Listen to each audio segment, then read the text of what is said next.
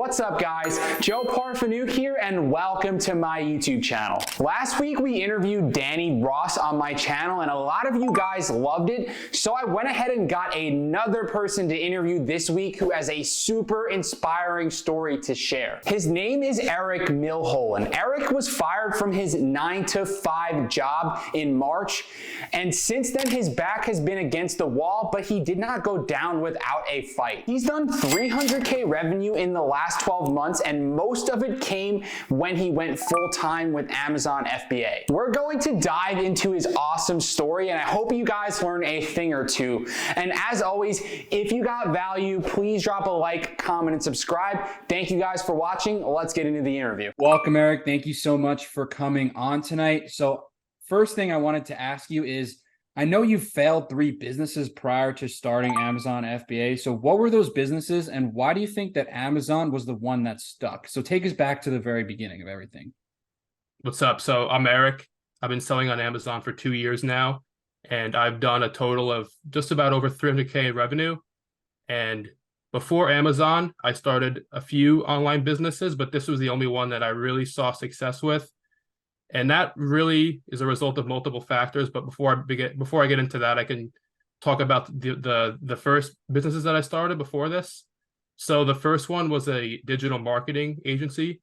So my digital marketing agency company, I was offering digital marketing services like SEO, website development, email marketing, and it went well, but I was just kind of struggling to find clients. I was struggling to just like to find clients and bring like an innovative service to the industry, and I wasn't really getting much traction, so it was like pretty discouraging to keep it going.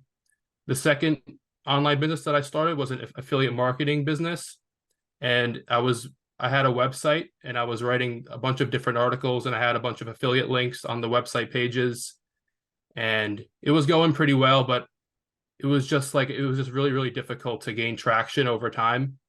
And the third one was very similar to the first one that I started, but it was more so like a freelance web development business where I was just making websites for companies in my area during COVID.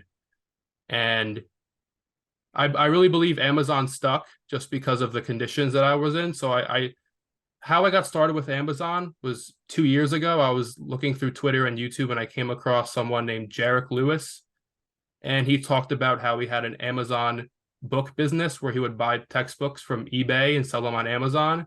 And at a first glance, I thought that seemed pretty easy.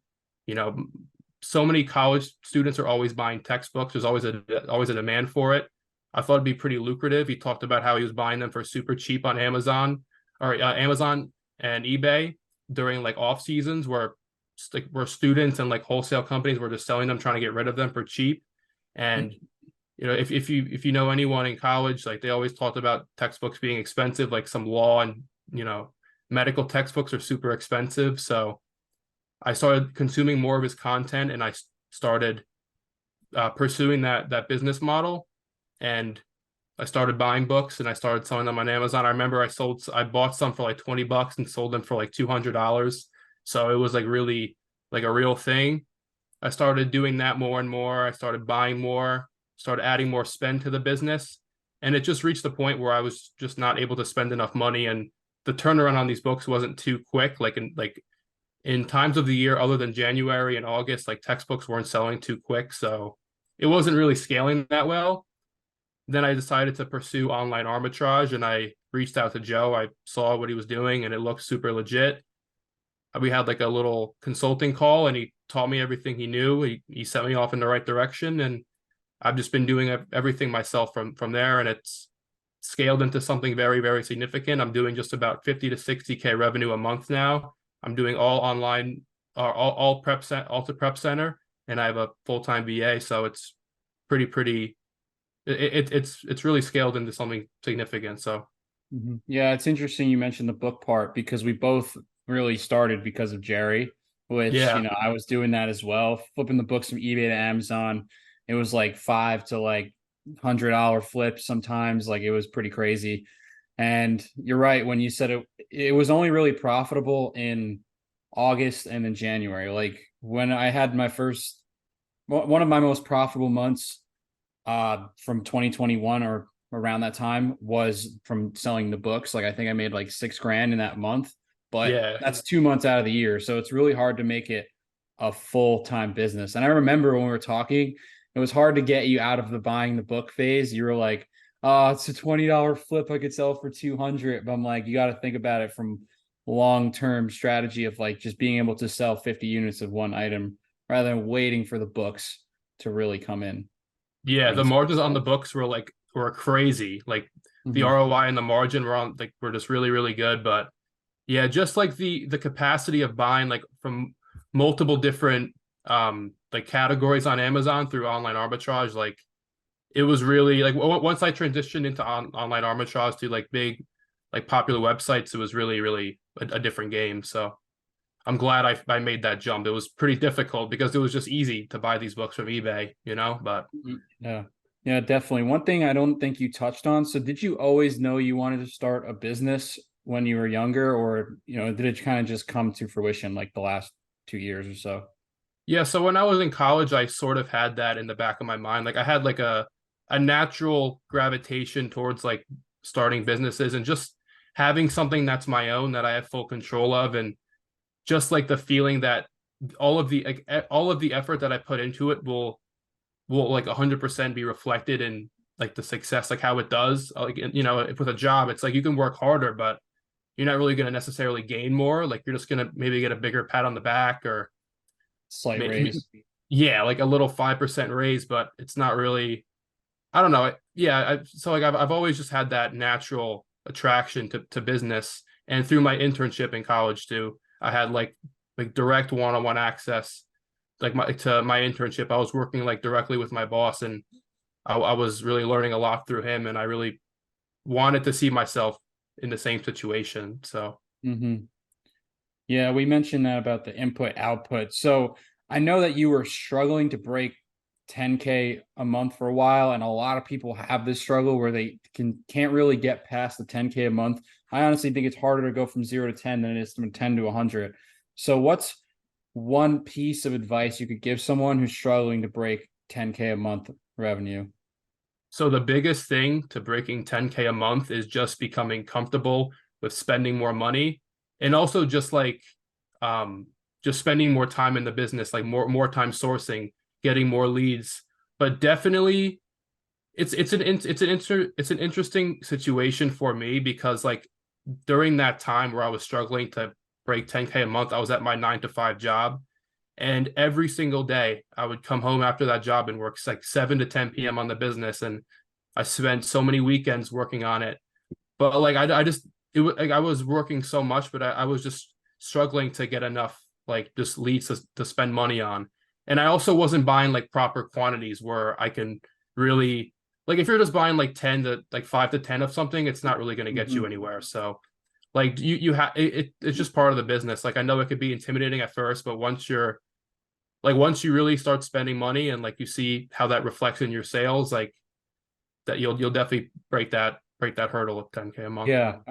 I remember we were talking and it was like I joke with you and call it your test buy phase when you're buying like 5 to 10. I'm like, bro, you need to buy like 5 times more of that. Like that's what I'm buying. Like you should definitely get that up. You're not going to grow unless you start to buy more. So what was the biggest limiting belief you moved on your journey? Is it definitely that test buy problem you kind of had where you were afraid to go all in? Yeah, that was definitely like the biggest thing that was like hindering my growth and just like stopping the growth. I would like just buying 5 to 10, like it wasn't really getting me anywhere. That's why I was just ending up at the same, like if you look at my like yearly chart, like my yearly like on the sales graph, you see like multiple months it's just like 10K, 15K, 8K, 10K. And then once I started spending more, it really just doubled, and it's been up since. So Yeah, you can reverse, for those watching, you can reverse like your revenue goal to how much you spend in theory. So like if you wanted to get to 20K a month revenue, you really have to spend at least like $10,000 of like very profitable inventory because it's typically half of what your revenue is your spend. So, 50K, 25 to 30K in spend will get you to 50K a month. So you have to spend money to make money in this game. It's an inventory based business. yeah. Yeah, that's definitely like the most important part of like just trying to, like, just to like picture your growth. It's really just all about the spend. I was like spending like my day to day. Like I thought I was doing well. I was like buying leads here and there, but it would get to the end of the month and it would be only be like 5K, like 6K in spend. And eventually it clicked. Like it was a hard lesson, but eventually it clicked for me. Yeah, So definitely. So we're gonna get a little deep here. So you get fired from your 9 to 5 job in March. Take us back to that moment and how it felt, and how do you think that moment got to where you are today? Got you to where you are today? yeah, so getting fired was definitely one of like the best things that's happened to me. So it wasn't necessarily a surprise to me because leading up to that day, like the responsibilities of my job were getting less and less. I overheard in meetings that like my job was like they were able to have my job be handled by a team at their headquarters. So it made sense why my responsibilities were slowly getting less and less over time. I didn't really have much to do at the job, so I kind of saw it coming. And leading up to that, like I was really just not happy there. Like I just didn't really feel fulfilled sitting. I worked a desk job and I really wasn't fulfilled sitting at the desk every day. Like just I wasn't like I really Yeah. wasn't satisfied there. So when that moment finally came around, it really felt like a relief. Like my manager like called me in and she was talking to me and she was like, yeah, like we're gonna have to let you go. And I was like, You're really okay, like happy. I wasn't really like I wasn't really like distraught about it as she was probably expecting me to be. So it really felt like a relief, and I was really happy because I was now able to spend more time on the business, and that was my main focus at the time. So, and around that time too, I recently got a full-time virtual assistant. So it was my focus moving forward from that was to spend more time like training her and focusing on that and just spending more money on the business to keep growing it. So Yeah, I remember you were like, "Oh, I can't wait to go home." It was like cool, but also kind of sad that you were like didn't really like your job and like you really just wanted to work on the business instead of. But I'm glad that happened. It's probably like the best thing that could have possibly happened in your case.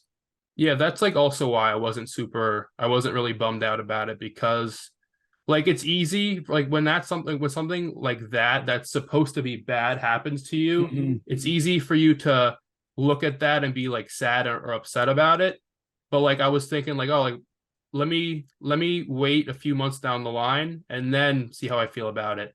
And looking back, Yeah. it was really like a really big, like a really good moment for me. So Yeah, I remember we were talking about it, and I'm like, this is a blessing in disguise, dude. Like, this is like your chance to really see what you're made of. And like, I mean, we were kind of talking about like you going full time when you're at like 15, 20K a month, or like if you just went all in, like you could just double the business right out the gate. Like we were having that conversation because I personally, I drop out of grad school, I go all in, I forcefully put myself all into the fire, but like you would kind of just happen on accident, but it kind of just that was like the kicker that you needed to get you to take off. So yeah, definitely looking back, I'm glad you really, showed up instead of lying down like some people might do in that yeah, case. I pretty much like made that event just push me forward and motivate and make me even more disciplined moving forward. So Mhm. for sure. Yeah. So next question is, what do you think is the biggest bottleneck that you need to fix to get to 6 figures revenue a month? Kind of hovering at 50K a month right now around, right? Yeah. So definitely that comes down to, as we spoke about before, is just spending more money. And ultimately, everything other than like sourcing is the main thing that moves the needle in the business. So if you're not spending like 90% of your focused effort into sourcing, it's going to be difficult for you to consistently grow.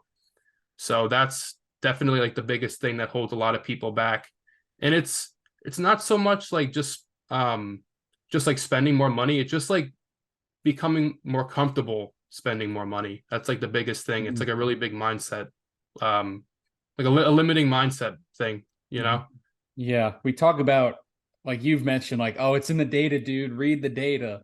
And like Yeah. that's true. Like you can look at the data, seeing like what the seller stock count is, like how much they're buying, how much they're selling through. You can get an idea, like a rough estimate. Like if you see them fly through 100 units, like it makes sense that this product is moving. You know, you can kind of get an idea of it by going to the Keepa offers tab for those who don't know what that is, but it's definitely helpful to see if people are replenishing it and like if they're actually selling through their stock. Yeah, for sure. And also looking at the offer count, that's like a big indicator. Like if the offer count is moving like up and down drastically, that gives me like a very comfortable feeling that the product is moving well. So that's been like another thing that's really helped me grow, is just like going deeper on buys.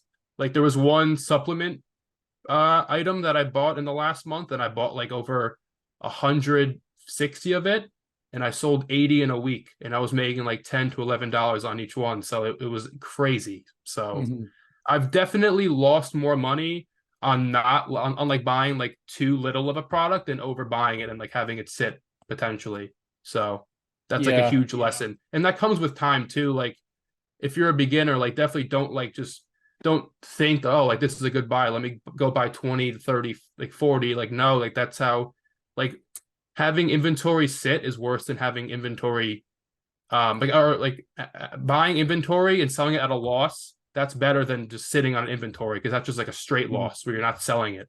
So spending a lot of money comes with a lot of, it takes a lot of time, and it comes with just having skin in the game.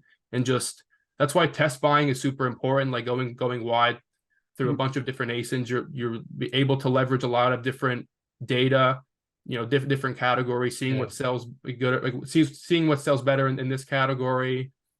So it takes time. At the end of the day, your own data is really king. So like the test buys will get you an idea. You know, if you sell through 20 in a week, you'd be like, all right, I could probably do 4x that and sell 80 in a month. You know, in theory, you could. If you want to get 2 weeks of data, that'll probably give you a more accurate decision. If you sell 30 in 2 weeks, you could buy 60, and that's like accurate like month stock for you.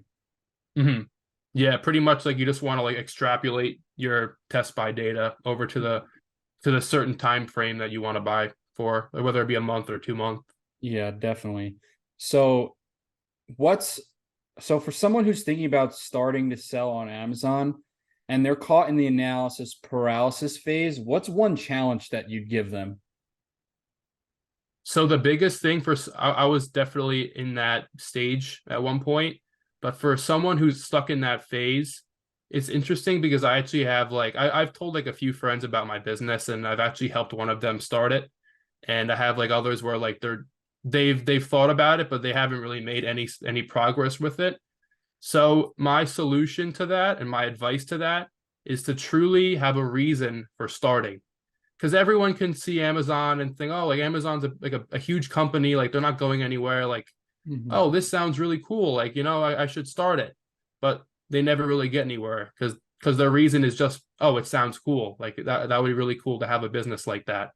So for me, like my main driver was like my 9 to 5 job, and just knowing that I had more potential from there.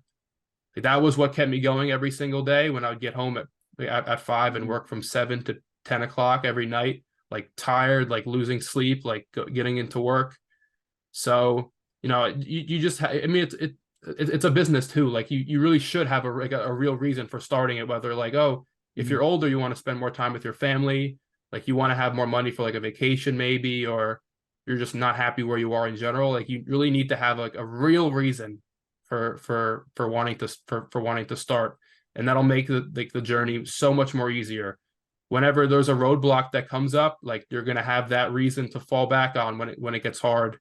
So, and it's just gonna make it easier when you're doing well too, because you know it feels you know you're doing well and it feels great. So definitely, I think having that why is probably the most important thing you could possibly have. Otherwise, there's going to be no urgency, and you're just going to be lackadaisical about it, and you'll get to it when you get to it, but that usually results in never getting to it. And I like how you kind of said you had the job and you used the job. Like Hormozy, I always quote Hormozy because I love him, but like he says, use what you have, and like it can be something negative. You can use what your current position. If you hate your current position where you're at, that's enough fuel to the fire. We've been talking a lot about the dark side, like me and you, and like it's super powerful to use kind of what you have and like let it propel you forward. So yeah, I mean, the problem that I see with a lot of people is that, you know, they have a job where they're not happy at, and they're just complaining, and they're not really like putting that into anything. You know, we have like such a great opportunity to put that energy into something positive, you know, whether that be like, you know, just personal development, like the gym, or like a business. You know, it's like, it's really, really powerful when you like take something that's the, when you're in a situation where you're not happy, like being able to take that and putting it into something is really, really powerful. And that's like something that's super underrated. Most people don't talk about that, you know. So No, they don't. Well, this and was a really, also oh, sorry. and also Keep I going. also think that's the reason why like Amazon like stuck for me, because I actually had like a really good reason going into it.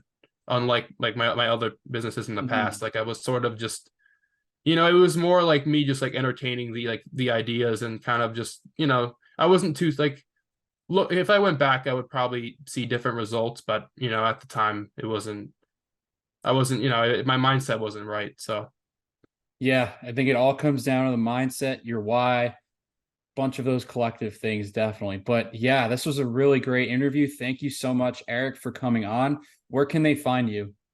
yeah, thank you so much for having me. I actually just made an Instagram, so it's eric.fba.